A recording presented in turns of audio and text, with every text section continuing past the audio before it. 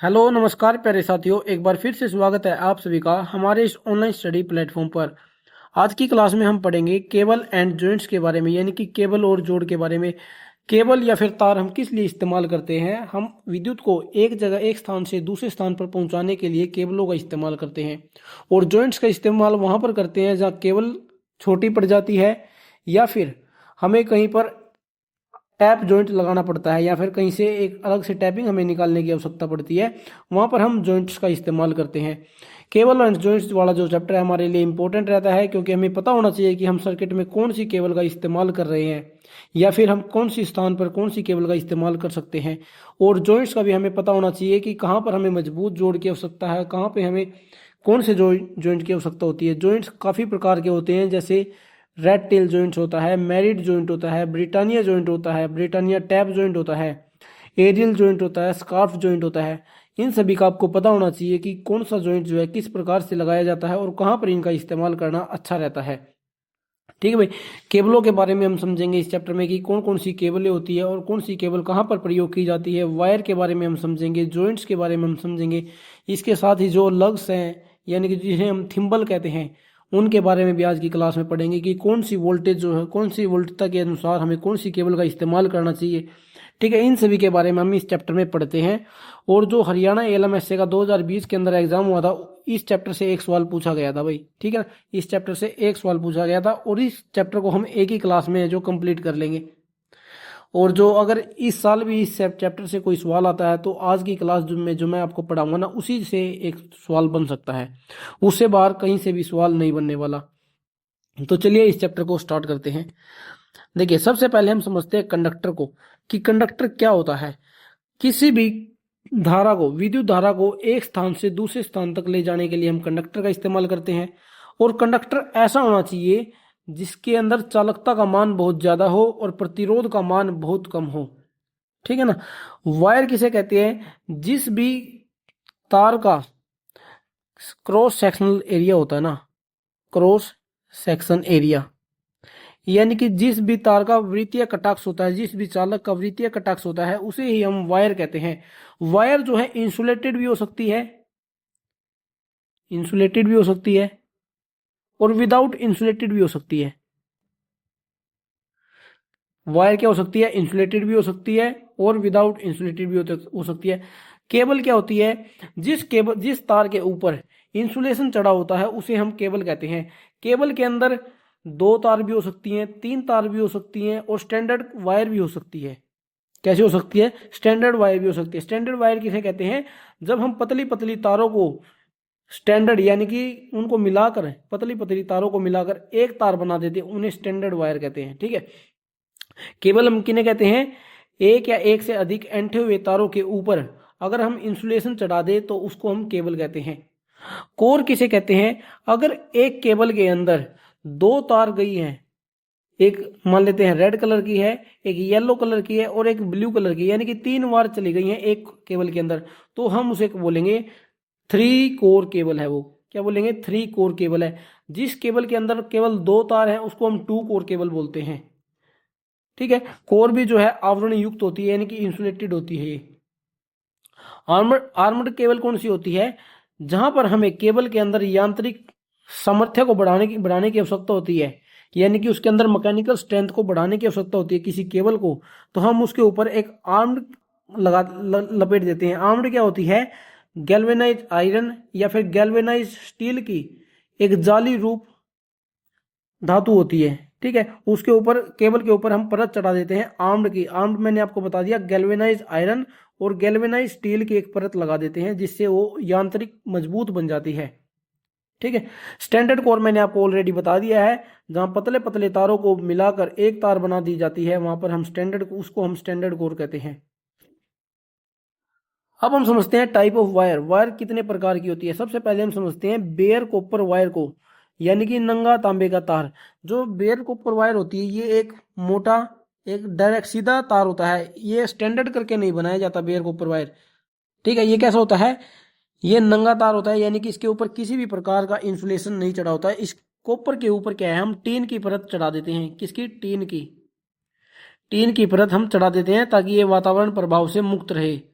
इसका प्रयोग हम घरेलू वायरिंग में अर्थिंग वायर के लिए करते हैं। घरेलू वायरिंग में अर्थिंग वायर के रूप में इसका हम प्रयोग करते हैं। और ओवरहेड लाइन में भी जो है अर्थिंग वायर के लिए हम इसका इस्तेमाल कर सकते हैं। और 8 SWG वायर होती है, 8 SWG वायर।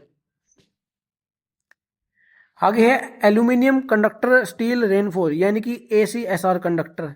इसके बारे में आपको बताने की आवश्यकता नहीं है क्योंकि इसके बारे में हम पहले भी कई बार पढ़ चुके हैं। ACSR कंडक्टर का जो इस्तेमाल है हम ओवरहेड लाइनों में पारेषण और वितरण के लिए प्रयोग करते हैं। इसमें होता क्या है, 5 या 6 परत तो एल्यूमिनियम की होती है और उनके बीच में एक स्टील की परत, स्टील की तार लगा देते हैं जिससे वो तार मजबूत बन जाती है।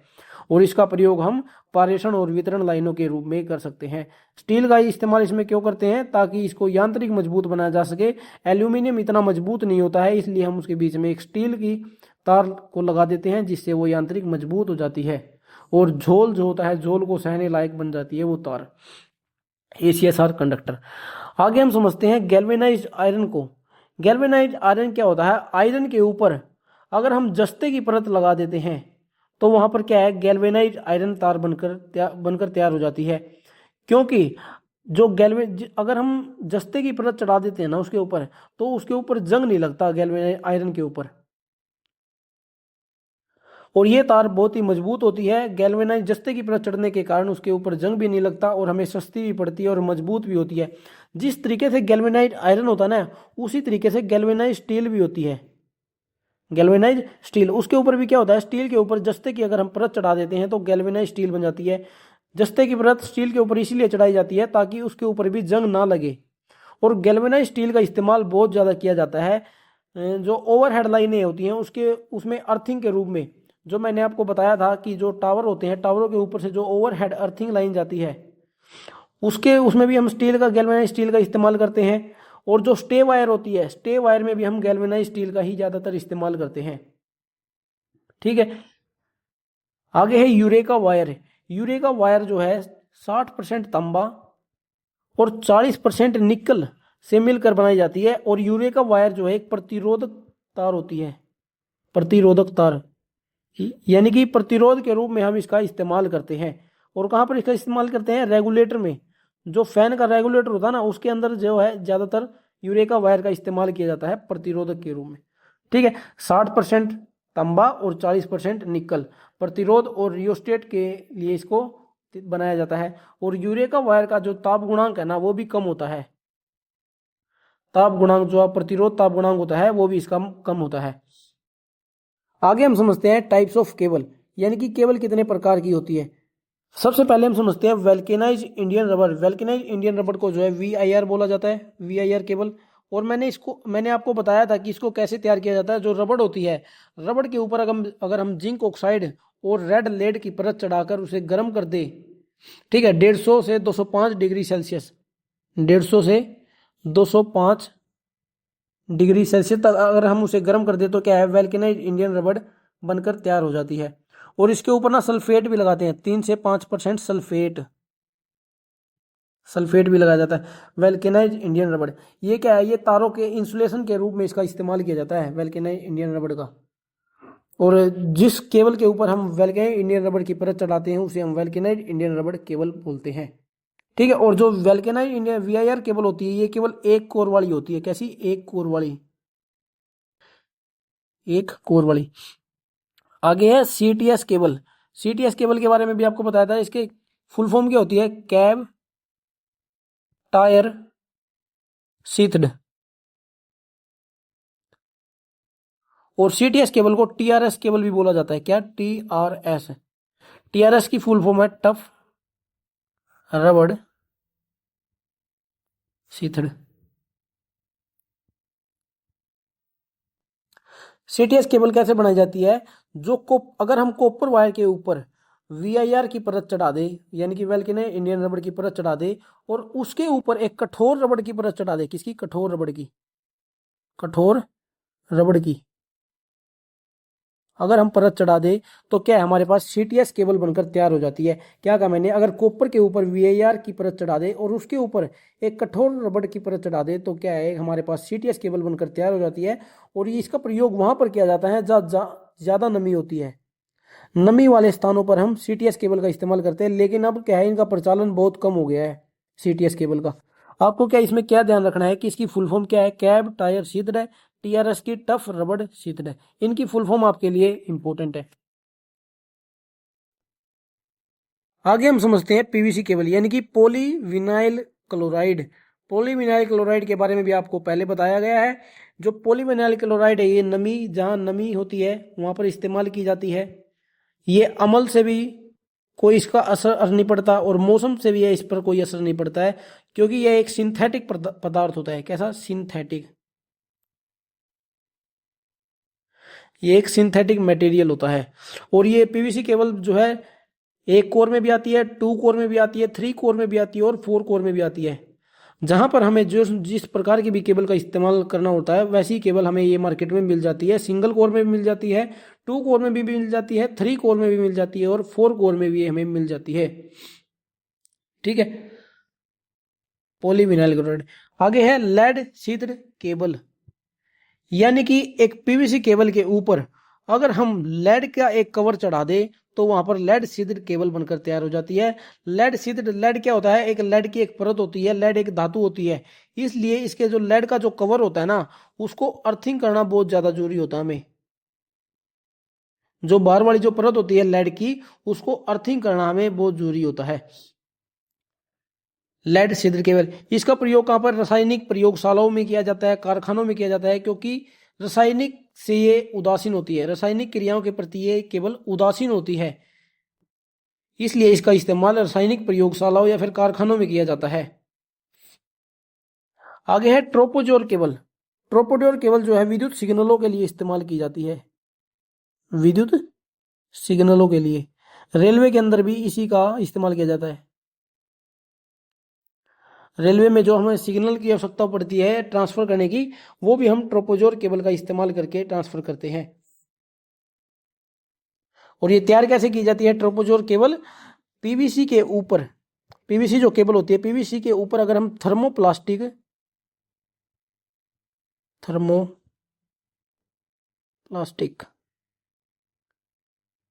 कंपाउंड,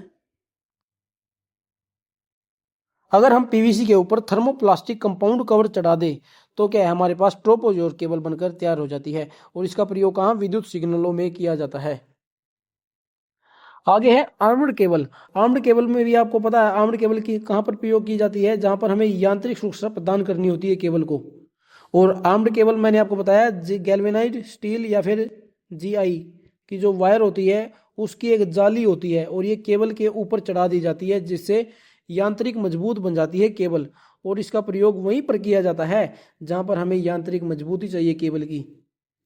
ठीक है, वैसे इसका प्रयोग करने से जो है केबल का प्राइस महंगा हो जाता है, रेट बढ़ जाता है उसका। और आर्म्ड केबल जो है ज्यादातर अंडरग्राउंड केबलों के लिए इस्तेमाल की जाती है। आगे हम समझते हैं measurement of size of wire, यानी कि जो हम वायर होती है उसका साइज किसके द्वारा माप सकते हैं? देखिए, एक तो होती है स्टैंडर्ड वायर गेज और एक होता है माइक्रोमीटर। सबसे पहले हम समझेंगे स्टैंडर्ड वायर गेज को। देखिए, सबसे पहले हम सब क्या समझते हैं? स्टैंडर्ड वायर गेज इस प्रकार का दिखता है, स्टैंडर्ड वायर गेज। और स्टैंडर्ड वायर गेज के अंदर 0 से 36 तक के अंक लिखे रहते हैं।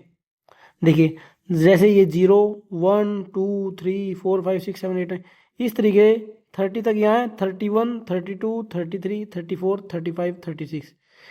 ठीक है, और जितना बड़ा नंबर होगा ना, जैसे 36, वो उतनी ही पतली तार को दर्शा रहा है। यानी कि अगर जो सबसे 0 SWG होगा, ये किस में होते हैं? SWG में होते हैं। जैसे 0 SWG, जितना बड़ा नंबर होगा उतनी पतली तार होगी, और जितना छोटा नंबर होगा उतनी मोटी वो तार होगी, यानी कि उसका व्यास उतना ही अधिक होगा। जैसे एग्जांपल आप सभी के सामने, जो 0 SWG की वायर होगी उसका व्यास कितना होगा? 8.23 mm, 8.23 mm। और 36 SWG की जो होगी वायर, उसका व्यास 0.19 mm होगा, 0.19 mm। स्टैंडर्ड वायर गेज आपको समझ आ गया होगा। इसमें मापते कैसे हैं? जो ये आपको होल दिख रहा है, इस होल के अंदर क्या है? वायर को रखा जाता है, और जिस भी होल के अंदर वो वायर फिक्स हो जाती है अच्छी तरीके से, वही उस संख्या, उसी को उस तार का व्यास मान लेते हैं। ठीक है, इस तरीके से जो है स्टैंडर्ड वायर गेज का इस्तेमाल हम कर सकते हैं और इसका इस्तेमाल करना बहुत ही आसान होता है। 0 से 36 तक के अंक इसके ऊपर लिखे रहते हैं जो SWG के मान को दर्शाता है और हर एक SWG का मान अलग व्यास को दर्शाता है। एग्जाम्पल आपको दिखा दिया, जैसे 0 8.23 होता है, 36 0.19 mm होता है। इसकी जो है आपको लिस्ट गूगल पर मिल जाएगी जो इसको, जैसे 0 किसको दर्शाता है, एक SWG में कितने mm होते हैं, 2 में कितने होते हैं, 3 में कितने होते हैं, 4 में कितने होते हैं, ये सभी आप जो है गूगल पर देख सकते हो।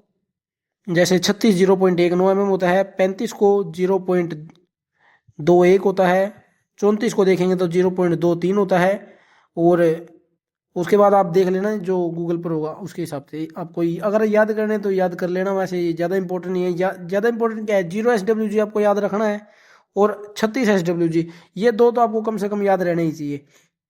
ये स्टैंडर्ड वायर गेज जैसा होता है ना, इसकी तरह ही एक अमेरिकन वायर गेज भी होता है, अमेरिकन वायर गेज।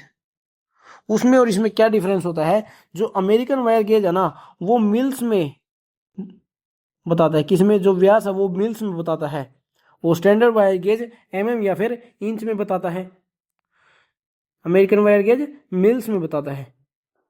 ये तो बात हुई स्टैंडर्ड वायर गेज की। अगर हम बात करें माइक्रोमीटर की, देखिए माइक्रोमीटर होता है इस तरीके से, इसमें बहुत सारे पार्ट्स होते हैं जिनका आपको जानकारी होनी चाहिए।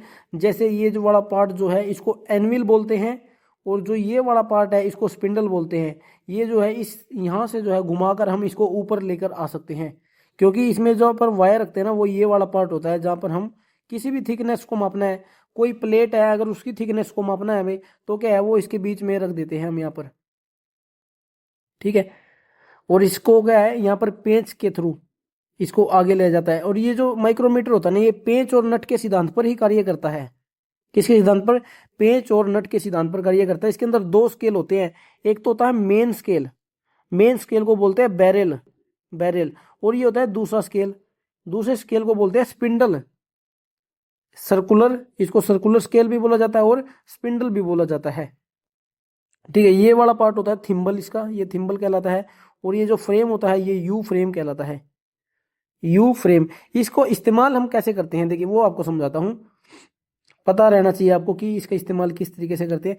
इसके बीच में हम क्या है यहाँ पर एक वायर रखेंगे और इसको घुमाकर जो है यहाँ पर फिक्स कर लेंगे, उस वायर को इसके अंदर फिक्स कर देंगे। और यहाँ पर क्या है एक लॉक होता है, उस लॉक को लगा देंगे। फिर क्या है ये पेंच जो है नीचे या ऊपर नहीं होगा, ये एक जगह पर फिक्स हो जाएगा। यहाँ पर एक लॉक होता है।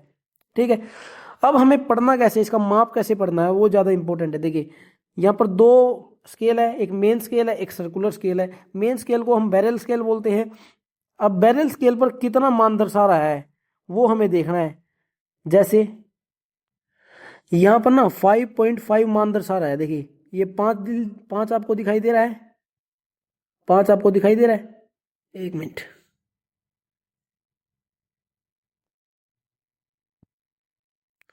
5 आपको दिखाई दे रहा है और 5 के बाद क्या है आधा भाग भी दिखाई दे रहा है।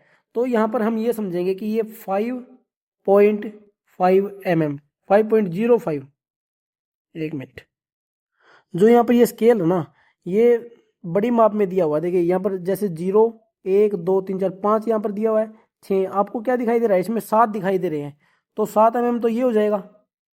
पहले आपको क्या है मेन स्केल की रीडिंग पढ़नी पड़ेगी इसके अंदर, किसकी, मेन स्केल की। मेन स्केल में कितनी रीडिंग दिखा रहा है, ये 7 mm दिखा रहा है। और फिर हमें देखना है इसका स्पिंडल का, स्पिंडल की रीडिंग फिर देखनी है।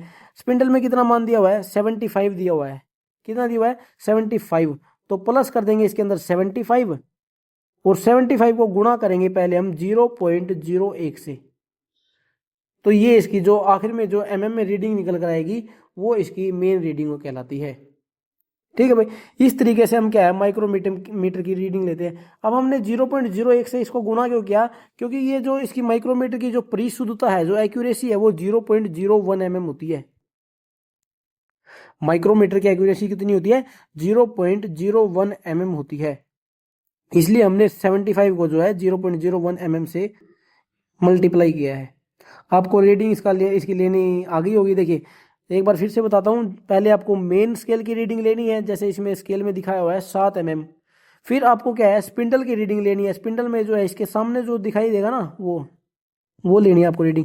तो 75 आपको दिख रहा है, 75 में हम 0.01 की मल्टीप्लाई करेंगे और जितना भी मान निकल कर आएगा वो हम मान लेंगे कि उस जो जिस चीज़ की भी हमने थिकनेस मापी है, जिसका भी हमने व्यास मापा है, वो उसका व्यास उतना होगा। ठीक है, इस तरीके से हम जो है माइक्रोमीटर का इस्तेमाल करते हैं।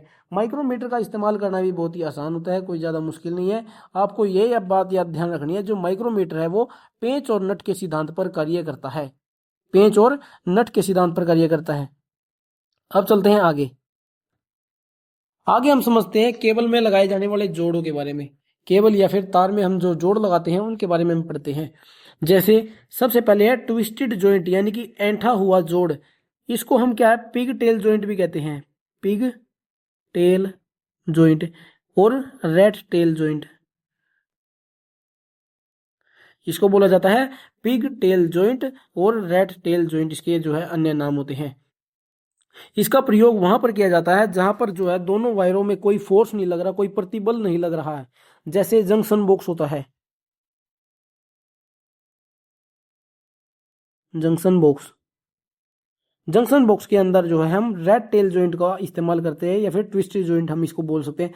ये मान लीजिए जहां पर भी इन दोनों तारों पर कोई फोर्स नहीं लग रहा ना, वहां पर हम इस तार का इस्तेमाल, इस जॉइंट का इस्तेमाल करते हैं। इसमें क्या करते हैं, एक दूसरे के ऊपर जो है तार को लपेट देते हैं और फिर जो आखिरी में दो सिरे बचते हैं उनको फिर से उल्टी तरफ में मोड़ देते हैं। ठीक है ना, इस तरीके से लगाया जाता है ट्विस्टेड जॉइंट। आगे समझते हैं सिंपल जॉइंट, यानी कि सीधा जोड़। सीधे जोड़ को जो है मैरिड जॉइंट भी बोला जाता है। मैरिड जॉइंट, इसको भी बिल्कुल सिंपल तरीके से इस्तेमाल कर लगाते हैं।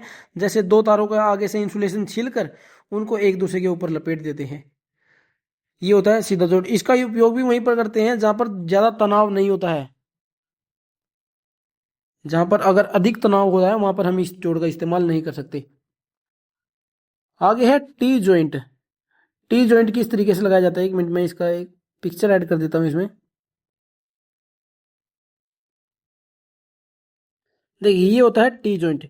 इस तरीके से टी जॉइंट बनाया जाता है। टी जॉइंट कहां पर इस्तेमाल किया जाता है, जहां पर ऐसे डायरेक्ट वायर जाती है, सीधी वायर जा रही है और उसके अंदर हमें एक टैपिंग करनी है, एक अलग से जॉइंट लगाना है, अलग से एक तार निकालनी है वहां से, तब हम टी जॉइंट का इस्तेमाल करते हैं। जैसे यहाँ पहले मेन केबल का इंसुलेशन हम उतार लेंगे यहाँ से, और फिर जिस तार को हमें जोड़ना उसका भी इंसुलेशन उतार लेंगे। फिर उस तार को जो है दोनों तरफ लपेटते हैं। देखो पहले इस तरफ लिपेटा गया है और फिर इस तरफ भी इसको लिपेटा गया है। इस तरीके से हम कौन सा जॉइंट बनाते हैं, टी जॉइंट इस्तेमाल करते हैं। और टी जॉइंट कहाँ, 21 इसे 11 केवी तक सीमित रहता है। 11 केवी से ऊपर हम इसका इस्तेमाल नहीं कर सकते टी जॉइंट का। उसके लिए हम फिर ब्रिटानिया जॉइंट का इस्तेमाल करते हैं। देख ठीक है, टी जॉइंट का इस्तेमाल आपको पता चल गया। वो कहाँ पर करते हैं, जहां पर हमें टैपिंग करने की आवश्यकता होती है वहां पर हम टी जॉइंट का इस्तेमाल करते हैं। उससे आगे है ब्रिटानिया जॉइंट। ब्रिटानिया जॉइंट का इस्तेमाल जो है ओवरहेड लाइनों के अंदर किया जाता है। ओवरहेड, जो बड़ी बड़ी लाइनें होती है वहां पर जो हम ब्रिटानिया जॉइंट का इस्तेमाल करते हैं। दो कंडक्टर को क्या है आपस के एक दूसरे के ऊपर रख देते हैं और उनका जो आगे का सिरा होता है उनको मोड़ देते हैं ऊपर की ओर, ताकि वो नीचे ना फिसले। और फिर उसके ऊपर ये ऐसे तार लपेट दी जाती है, जिससे ये जोड़ जो है बहुत ही मजबूत बन जाता है। ओवर हेड लाइनों के अंदर ब्रिटानिया जॉइंट का ही इस्तेमाल किया जाता है। 4 mm के जो से ज़्यादा जो मोटे कंडक्टर होते हैं उनके अंदर हम ब्रिटानिया जॉइंट का इस्तेमाल करते हैं। ब्रिटानिया जॉइंट की तरह एक जॉइंट होता है Britannia T joint. Britannia T joint किस लिए इस्तेमाल करते हैं, अलग से एक वायर निकालने के लिए वहां से, यानी कि टैपिंग करने के लिए। जैसे एक मेन कंडक्टर जा रहा है, उसके अंदर क्या है हमें अलग से एक कंडक्टर जोड़ना, टैपिंग करनी है। तो क्या है हम यहाँ पर इस तरीके से एक कंडक्टर को लगा देते हैं और आगे का सिरा जो उसका नीचे की ओर मोड़ देते हैं और उसके ऊपर फिर से वायर लपेट देते हैं जिससे वो मजबूत हो जाए। इस तरीके से लगाया जाता है ब्रिटानिया जॉइंट। ये भी जो है ओवरहेड लाइनों के लिए इस्तेमाल किया जाता है। एक होता है western union joint. Western union joint का इस्तेमाल भी जो ओवरहेड लाइनों के अंदर किया जाता है। ओवरहेड लाइनों के अंदर देखिए पहले इसमें क्या है, दो कंडक्टरों को ऐसे रख लेंगे, फिर उसके नोटेड करेंगे, यानी कि एक तरीके से गांठ सी लगाएंगे, फिर एक तार को उसके ऊपर लपेटेंगे, फिर दूसरी तार को लपेट देंगे। इस तरीके से एक मजबूत जोड़ बनकर तैयार हो जाता है, जिसे हम कहते हैं वेस्टर्न यूनियन जॉइंट। और ये बहुत ही तनन दाब को भी सहन कर सकता है। ठीक है, इसलिए इसका उपयोग जो ओवरहेड लाइनों के लिए किया जाता है। एक होता है स्काफ्ड जॉइंट। स्काफ्ड जॉइंट जो है सबसे कमजोर जोड़ माना जाता है। सबसे कमजोर जोड़ जो है स्काफ्ड जॉइंट होता है, इसलिए इसका इस्तेमाल जो है ओवरहेड लाइनों में नहीं किया जाता। इसका इस्तेमाल जो है ग्राउंड में जो वायर होती है उनके लिए इसका इस्तेमाल किया जाता है। और ये बिल्कुल भी जो है तनन दाब को नहीं सह सकता। और एग्जाम में एक बार पूछा गया था कि कौन सा जोड़ जो है सबसे कमजोर जोड़ होता है, तो याद रखना स्काफ्ड जॉइंट जो है सबसे कमजोर जोड़ होता है। ठीक है, यानी कि इसका तनन प्रतिबल सहने की क्षमता इसके अंदर बहुत ही कम होती है। स्काफ्ड जॉइंट इसमें क्या होता है, एक दूसरे के ऊपर कंडक्टर को रख के ऊपर तार लपेट दी जाती है। अब समझते हैं प्लेन टैप जॉइंट को। प्लेन टैप जॉइंट क्या होता है, यानी ये भी एक तरीके से टी जॉइंट होता है। अंतर निष्कासन जोड़ होता है, सरल निष्कासन जोड़ इसको हिंदी में कहते हैं। एक वायर जारी होती है, उसके ऊपर क्या सीधे इसको इस तरीके से लपेट देते हैं तो क्या है, एक प्लेन टैप जॉइंट बन जाता है। टी जॉइंट और प्लेन टैप जॉइंट में आपको अंतर समझ आ गया होगा। जो टी जॉइंट होता है उसमें दोनों तरफ हम लपेटते हैं वायर को। जैसे ये एक मेन वायर होती है, इसके आधे भाग को इस तरफ लपेट देंगे और आधे भाग को इस तरफ लपेट देते हैं, किसमें, टी जॉइंट में। लेकिन ये है प्लेन टैप जॉइंट, इसमें भी क्या ज्यादा दाब सहने की क्षमता नहीं होती है, लेकिन क्या है, इसको जल्दी लगाया जा सकता है प्लेन टैप जॉइंट को। एक होता है एरियल टैप जॉइंट, यानी कि एरियल अंतर निष्कासित जोड़। इसका इस्तेमाल भी जो है टैपिंग करने के लिए इस्तेमाल करते हैं। इसमें भी आपको समझ आ गया, सीधा एक कंडक्टर जा रहा है, उसके ऊपर क्या है, हमने एक टैप कर दी है। एक होता है नोटेड टैप जॉइंट। इसके अंदर क्या है, गांठ युक्त, इसको हिंदी में बोलते हैं गांठ युक्त अंत निष्कासित जोड़।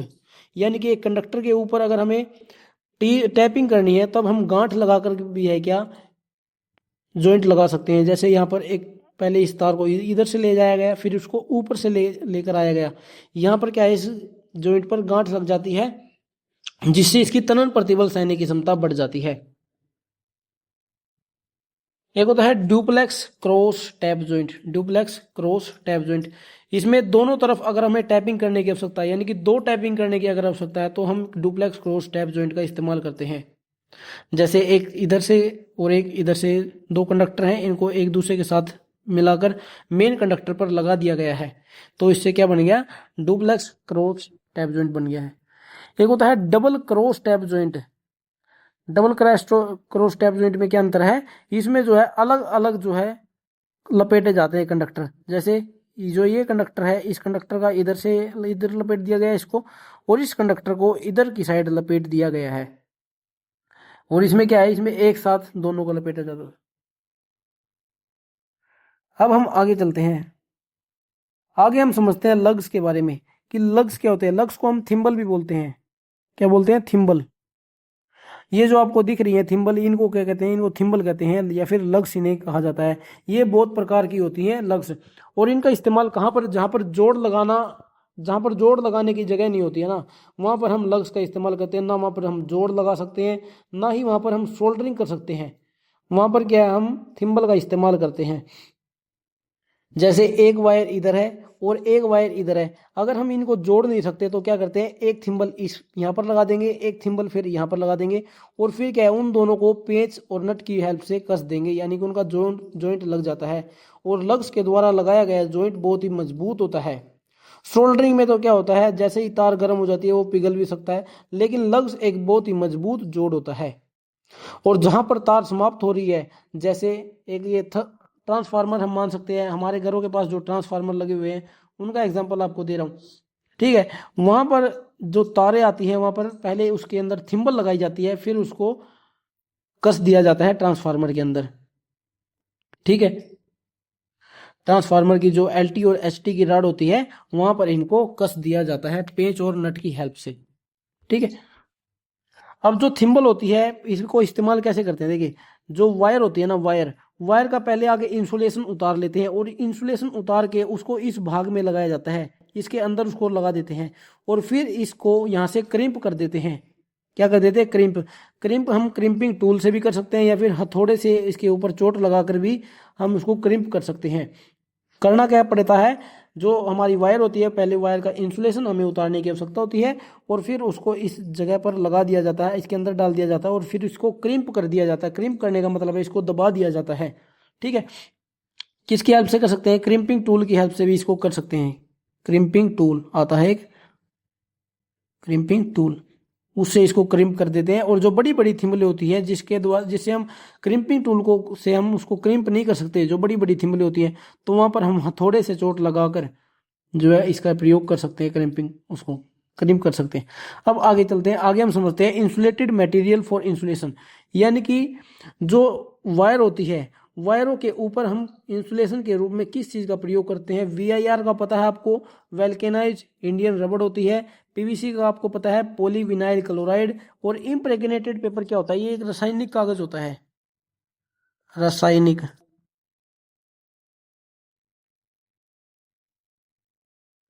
ये क्या होता है, एक रासायनिक कागज होता है। जो लकड़ी के जो छिलके होते हैं ना, उनके ऊपर अगर हम पैराफिन और नेपथेनिक जैसा पदार्थ लगा दे, उसके अंदर मिक्स कर दे, कौन सा पदार्थ, पैराफिन, पैराफिन और नेपथेलिन, पैराफिन और नेपथेलिन अगर पदार्थ हम उसके अंदर मिक्स कर दे तो क्या है, हमारे पास इम्प्रेग्नेटेड पेपर बन जाता है। और एक बात आपको क्या ध्यान रखनी है, जो इम्प्रेग्नेटेड पेपर है ना, ये उच्च वोल्टता के लिए प्रयोग किया जाता है।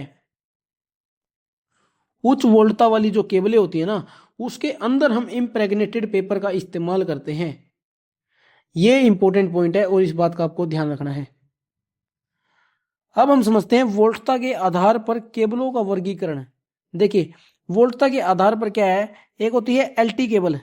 LT केबल का इस्तेमाल जो हम 1100 वोल्ट तक करते हैं, 1100 वोल्ट तक करते हैं। एक होती है ST केबल, ST केबल का इस्तेमाल हम 11 kV तक करते हैं। फिर आती है super tension cable. Super tension cable का इस्तेमाल हम 11 kV से 33 kV के लिए इस्तेमाल करते हैं। एक आती है एक्स्ट्रा हाई टेंशन केबल, वो 33 kV से 66 kV के लिए इस्तेमाल कर दी जाती है। इसका ना लास्ट पिछला जो हमने चैप्टर किया था उसके अंदर भी मैंने आपको बताया था इन सभी के बारे में। ठीक है, एक होती है एक्स्ट्रा सुपर टेंशन केबल, वो 66 kV से ज्यादा के लिए इस्तेमाल की जाती है। किसके लिए, 66 kV से ज्यादा के लिए उसका इस्तेमाल किया जाता है। LT केबल का इस्तेमाल 11 kV के लिए, ST केबल का केबल इस्तेमाल 11 kV के लिए, और ST यानी कि सुपर टेंशन जो केबल होती है उसका इस्तेमाल 11 से 33 के लिए, और एक्स्ट्रा हाई टेंशन के लिए 33 से 66 के बीच में हम इस्तेमाल करते हैं। और एक्स्ट्रा सुपर टेंशन केबल का इस्तेमाल हम 66 kV के लिए इस्तेमाल करते हैं। एक वोल्टेज ग्रेड के अनुसार भी इनको बांटा गया है, किसके हिसाब से, वोल्टेज ग्रेड से, यानी कि जो 0 से 250 वोल्ट होती है ना, उसको हम निम्न वोल्टेज में मानते हैं, निम्न वोल्टेज। और जो 250 से 660 वोल्टेज होती है उसको हम मध्यम वोल्टेज में मानते हैं, इसमें मानते हैं, मध्यम वोल्टेज में मानते हैं। और एक होती है उच्च वोल्टेज, वो आती है 650 वोल्टेज से 33 kV के बीच में, उसको बोलते हैं उच्च वोल्टेज। और एक होती है 33 kV से ऊपर, एक मिनट, 33 kV से जो ऊपर होती है उनको बोला जाता है अति उच्च, अति उच्च वोल्टेज ग्रेड। ठीक है, ये क्या है, वोल्टेज ग्रेड है, ये वोल्टेज की ग्रेड है। जो 0 से 250 वोल्ट तो हम निम्न वोल्टेज बोलते हैं, निम्न वोल्टेज ग्रेड बोलते हैं। और 250 वोल्ट से जो 660 वोल्टेज होती है उसको हम वो मध्यम ग्रेड बोलते हैं। और 650 से 33 kV के बीच में उच्च ग्रेड बोलते हैं। और 33 kV से ऊपर जो होती है उसको हम अति उच्च ग्रेड, अति उच्च वोल्टेज ग्रेड बोलते हैं। ठीक है भाई, अब हम जो है कुछ केबलों की फुल फॉर्म देख लेते हैं जो बहुत ही ज्यादा इंपॉर्टेंट है, एग्जाम में पूछी गई है। जैसे PVC की आपको पता है पॉलीविनाइल क्लोराइड होती है। उसके बाद होती है MI, जिसे हम बोलते हैं मिनरल इंसुलेशन, MI यानी कि मिनरल इंसुलेशन। PILC यानी कि paper insulated lead covered, paper insulated lead covered. एक होती है XLP, ये बहुत ज्यादा इंपॉर्टेंट है, XLP यानी कि cross link polyethylene. XLP cable जो है बहुत बार एग्जाम में पूछा गया सवाल है XLP का। XLP की full form cross link polyethylene, और ये LT और HT दोनों के लिए प्रयोग की जाती है, एलटी और एचटी दोनों के लिए। और इसका कार्यकारी तापमान जो होता है 90 डिग्री से लेकर 130 डिग्री सेल्सियस तक होता है। एक्सएलपी का जो कार्यकारी तापमान कितना होता है 90 डिग्री से लेकर 130 डिग्री सेल्सियस होता है। एक होती है PILCDTA यानी कि paper insulated lead covered double tape armoured, ठीक है ना, डबल टेप आर्मर्ड PILCDTA। एक होती है UTP यानी कि अनशील्डेड ट्विस्टेड पेयर, ये भी बहुत ज्यादा इंपॉर्टेंट है UTP, इसकी फुल फॉर्म भी इंपॉर्टेंट है, अनशील्डेड ट्विस्टेड पेयर। एक होती है MICC यानी कि mineral insulated copper cable, mineral insulated copper cable. इसका इस्तेमाल कहां पर, फायर अलार्म में किया जाता है, फायर अलार्म के अंदर MICC का इस्तेमाल। और ये जो है सवाल एग्जाम में पूछा गया था कि जो MICC केबल है उसका इस्तेमाल कहां पर किया जाता है, फायर अलार्म में किया जाता है। ठीक है भाई, इन बातों का आपका ध्यान रखना है। यहाँ पर हमारा ना चैप्टर कंप्लीट हो गया भाई, मैंने आपको पहले कहा था ये छोटा सा चैप्टर है केबल एंड जॉइंट्स वाला, एक ही क्लास में हम इसको कंप्लीट कर लेंगे। ठीक है, यहाँ पर ये चैप्टर कंप्लीट हो गया। एक एक्स्ट्रा पॉइंट क्या है, देखिए एक बार एग्जाम में क्या सवाल पूछा गया था कि उसमें सवाल में ना उसका व्यास दे दिया था, केबल का व्यास दे दिया था और पूछ लिया था कि इस तार का अनुप्रस्थ काट क्षेत्रफल कितना होगा। एग्जाम में दिया गया था कि जो 1 mm व्यास है केबल का, तो उसका अनुप्रस्थ काट क्षेत्रफल कितना होगा।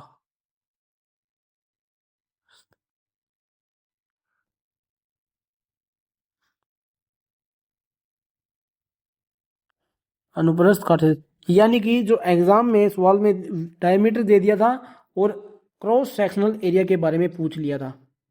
तो क्रॉस सेक्शनल एरिया निकालने का फॉर्मूला क्या होता है, A = पाई d²/4, ये फॉर्मूला होता है एरिया निकाल एक अनुप्रस्थ काट क्षेत्रफल यानी कि क्रॉस सेक्शनल एरिया निकालने का। देखिए 3.14 पाई का मान हो गया और d यानी कि d का मान कितना दिया है 1 mm, 1 × 1/4। अगर हम इसको सोल्व करते हैं तो कितना आ जाएगा 0.78 mm², यानी कि जो क्रॉस सेक्शनल एरिया होता है उसकी जो यूनिट है वो mm² में लिखी जाती है और जो डायमीटर है वो mm में लिखा जाता है। ठीक है, इसका एक और एग्जांपल आपको दे देता हूं। देखिए जैसे एग्जाम में दिया हुआ है 4 mm व्यास का एक तार है और उसका क्रॉस सेक्शनल एरिया कितना होगा, पाई d²/4। हमें फॉर्मूला पता है, फिर तो हम कुछ भी कर सकते हैं, जैसे 22/7 भी होता है पाई का मान गुणा में d का मान कितना दे दिया 4, 4 × 4 यानी कि d² है बटा में 4, 4 से 4 कट जाएगा, 22 × 4 = 88/7। अगर हम इसको सोल्व कर दे तो क्या है हमारे पास क्रॉस सेक्शनल एरिया निकल कर आ जाता है, जैसे 7 एकम 7, 1 8, 7 दूनी 14, 4 0, 7 3 21, 7 चौक 28, 7 5 में यानी कि 12.5 mm²। कितना आ जाएगा 12.5 mm, यानी कि 4 mm व्यास जिस कंडक्टर का है तो उसका क्रॉस सेक्शनल एरिया कितना होगा 12.5 mm² होगा। ठीक है, ये सवाल एग्जाम में पूछा गया था इसलिए मैंने आपको ये बताया है। तो दोस्तों यहाँ पर ना अपना चैप्टर हो चुका है कंप्लीट। अब मैं आपको वो सवाल बताता हूँ जो एग्जाम में पूछा गया था HSSC ALM 2024 के अंदर, जो एग्जाम हुआ था HSSC ALM SC का, उसके अंदर कौन कौन सा सवाल पूछा गया था। देखिए एक तो सवाल ये था कि dash is use to measure the width of wire. ये मैंने आपको पिछले चैप्टर में भी कहा था कि ये हमने जब हम वायरिंग वाला वो अर्थिंग वाला चैप्टर हम पढ़ रहे थे तब मैंने आपको बताया था कि ये जो सवाल है ये हम जो है केबल एंड जॉइंट्स वाली कैटेगरी में मानते हैं, क्योंकि हम स्टैंडर्ड वायर गेज के बारे में उसी चैप्टर में पढ़ते हैं। तो इसमें ये सवाल पूछा गया है dash is use to measure the width of wire, यानी कि तार का व्यास मापने के लिए हम किसका इस्तेमाल करते हैं। मैंने आपको बताया वायर गेज का, स्टैंडर्ड वायर गेज या फिर अगर ऑप्शन में आ जाए माइक्रोमीटर, तो इन दोनों का इस्तेमाल जो है हम तार को विड्थ को मापने के लिए इस्तेमाल करते हैं। एक सवाल क्या पूछा गया था कि जंक्शन बॉक्स में किस प्रकार का तार जोड़ पाया जाता है। देखिए भाई रेड टेल जॉइंट जिसको मैंने आपको बताया ट्विस्टेड जॉइंट, एक है प्लेन टैप जॉइंट, एक एरियल टैप जॉइंट, इनमें से कोई नहीं।